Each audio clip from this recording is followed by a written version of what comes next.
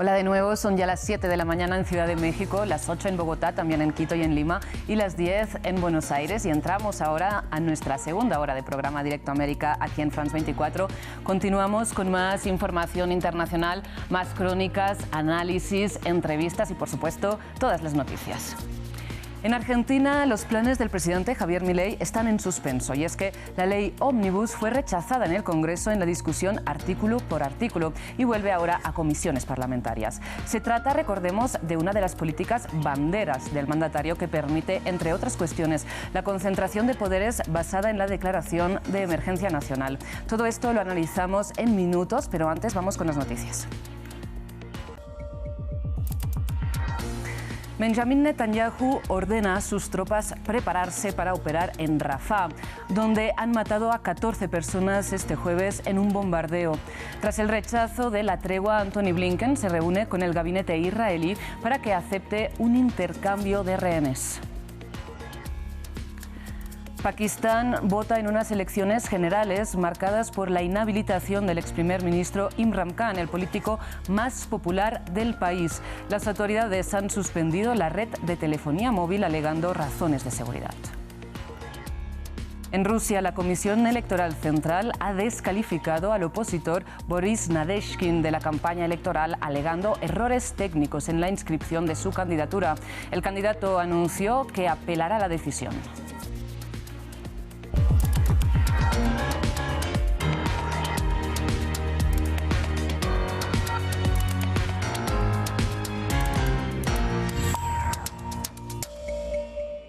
Iniciamos las noticias en Medio Oriente porque Hamás mandó una nueva delegación a Egipto para continuar con discusiones para una eventual tregua en la Franja de Gaza. Esto después que ayer Benjamin Netanyahu rechazara el acuerdo que está sobre la mesa.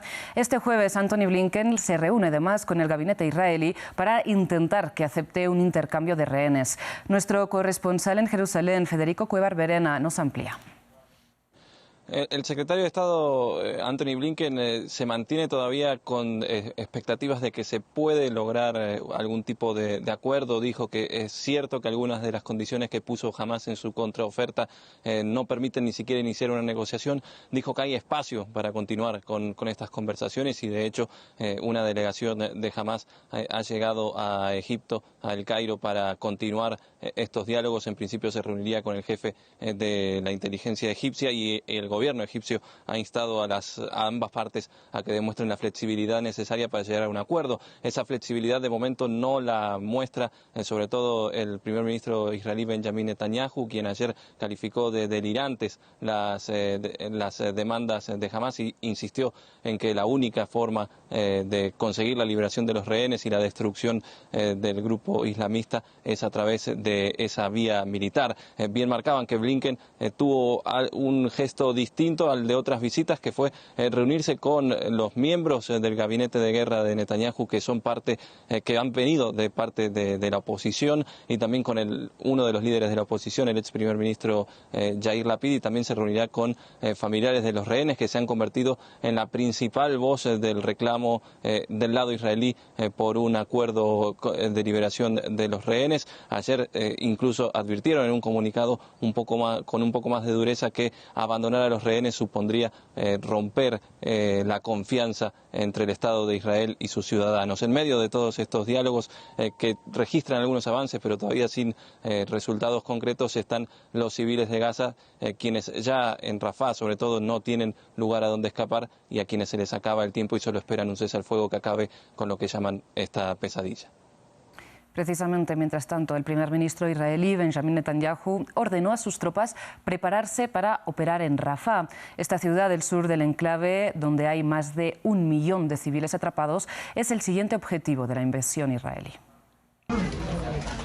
Ataques israelíes en plena noche. 2 misiles alcanzaron esta zona residencial en el oeste de Rafah. Una víctima es llevada a una ambulancia. A la luz de sus teléfonos y con la fuerza de sus brazos, estos palestinos tratan de demoler los bloques de hormigón. Pronto, otro cuerpo sin vida es sacado de los escombros. Aquí en total hay al menos 13 muertos, según un funcionario de Hamás. Todo el mundo teme nuevos bombardeos después de que el primer ministro israelí Benjamin Netanyahu anunciara en televisión una ofensiva contra Rafah. Una decisión tomada a la par del inicio de una nueva ronda de negociaciones en Egipto con miras a una tregua, en la que los palestinos no creen. No veo una tregua y no creo en ella después de lo que vi anoche. Misiles sin parar. Escuchamos los misiles toda la noche. Vayas donde vayas, hay misiles. En la frontera, al este, al oeste, en todas partes. ¿Cómo esperas que haya una tregua cuando la gente está siendo masacrada aquí? Más de 1.300.000 palestinos, casi la mitad de la población de Gaza, vive ahora en esta zona de refugio en el sur del enclave, en tiendas de campaña y en condiciones sanitarias desesperadas, según la ONU. La población de Rafah se ha multiplicado por 6 en 4 meses. El miércoles, el secretario general de la ONU hizo un nuevo llamado para que cesen los combates. Estoy muy preocupado al oír que el ejército israelí pretende centrarse ahora en Rafah. Tal acción empeoraría exponencialmente lo que ya es una pesadilla humanitaria con incalculables consecuencias regionales. Desde las primeras horas de la guerra, los israelíes lanzaron panfletos sobre la ciudad de Gaza en los que llamaban a sus habitantes a huir al sur.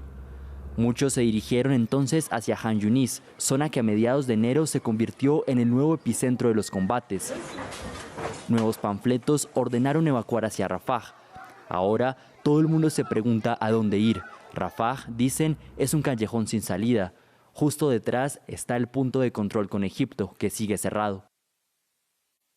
En otras noticias, Pakistán vota este jueves en elecciones generales. La jornada de momento transcurre con las calles militarizadas y sin servicio de telefonía móvil y al menos 7 policías muertos y una decena de heridos en nuevos atentados. Las fuerzas de seguridad patrullan sin descanso a las calles de Quetta. Esta ciudad del oeste de Pakistán, capital de la provincia de Baluchistán, está en una alerta máxima. A pesar de todo, los habitantes están decididos a votar. Es nuestro derecho y nuestro deber votar. Se trata de unos pocos malhechores a los que no debemos temer. Si tenemos miedo y no vamos a votar, ellos estarán aún más confiados. El miércoles, los comicios se vieron sumidos en el luto por 2 atentados en Baluchistán. Más de 650.000 policías y soldados están desplegados por todo el país y las telecomunicaciones se suspendieron durante las elecciones por razones de seguridad, según el Ministerio del Interior. Las elecciones legislativas se celebrarán sin Imran Khan. Encarcelado tras varios juicios, el ex primer ministro no pudo presentarse y se le impidió a su partido hacer campaña. El líder de la oposición culpa de estos contratiempos al ejército, que sigue siendo muy influyente en Pakistán. Pero en un mensaje en las redes sociales, la ex estrella del cricket pidió a sus partidarios que participaran en las elecciones. Los animo a participar y a traer a sus conocidos, porque a través de las elecciones pueden forjar un futuro mejor para ustedes y sus hijos. La ausencia de Imran Khan podría beneficiar a Nawaz Sharif. A su regreso del exilio forzoso tras las condenas judiciales, el líder de 74 años pretende aprovechar su larga experiencia para dar un giro a la economía. Pero según los observadores, su partido no está seguro de obtener la mayoría absoluta. Se espera que la participación de los jóvenes desempeñe un papel clave en las elecciones, ya que casi la mitad de los 128 millones de votantes registrados tienen menos de 35 años. Pasamos a noticias de Rusia, donde desde este jueves hay un candidato menos que pueda hacer sombra a Vladimir Putin de cara a las presidenciales de marzo. Y es que la Comisión Electoral Central ha descalificado al opositor Boris Nadezhkin de la campaña electoral. Nuestro corresponsal en Moscú, Xavier Colas, tiene los detalles. Pues de momento sabemos que el único candidato que se oponía a la guerra, Boris Nadezhkin, no estará en la carrera electoral. Despejada esta incógnita, un año más, las alternativas a Vladimir Putin son o comunismo o nacionalismo. Nadezhkin era un candidato atípico, así lo fue desde el principio. Se oponía a la invasión de Ucrania, aunque no llegaba a decir que había que devolver territorios. De hecho, abogaba por una salida dialogada al conflicto que, según Nadezhkin, estaba perjudicando también mucho a Rusia, a la economía rusa y a los rusos. Pero Nadezhkin había sido valiente y había señalado la invasión de Ucrania como un error mayúsculo del gobierno de Vladimir Putin. Había recibido muchísimas críticas y muchísimos insultos por parte de los canales nacionales durante los últimos días, así que a nadie ha sorprendido que se hayan encontrado errores en las firmas de esta candidatura que ha sido oportunamente cancelada. Ahora mismo nadie puede hacer sombra a Vladimir Putin como candidato, que según las últimas encuestas tiene un apoyo de en torno al 80%. Tal vez el candidato más fuerte es, una vez más, el líder de los comunistas, aunque no se espera que logre obtener mucho más allá del 12% que obtuvo el Partido Comunista en las últimas elecciones presidenciales en el año 2018. Vamos ahora a Ucrania, donde Rusia redobla sus esfuerzos por retomar la pequeña ciudad de Avdiivka, esto es en el Donbass, en una prolongada y cruenta batalla que recuerda a la de Bakhmut el año pasado. Según el alcalde local ucraniano, que dice que están siendo atacados desde todas las direcciones, quedan menos de 1.000 de los 32.000 habitantes refugiados ahora en sótanos. La ciudad fue tomada, recordemos, por rebeldes prorrusos del Donbass en 2014, pero pronto recuperada por los ucranianos y está ahora completamente destruida por los bombardeos. A continuación vamos con un repaso de noticias políticas de Estados Unidos protagonizadas por Donald Trump.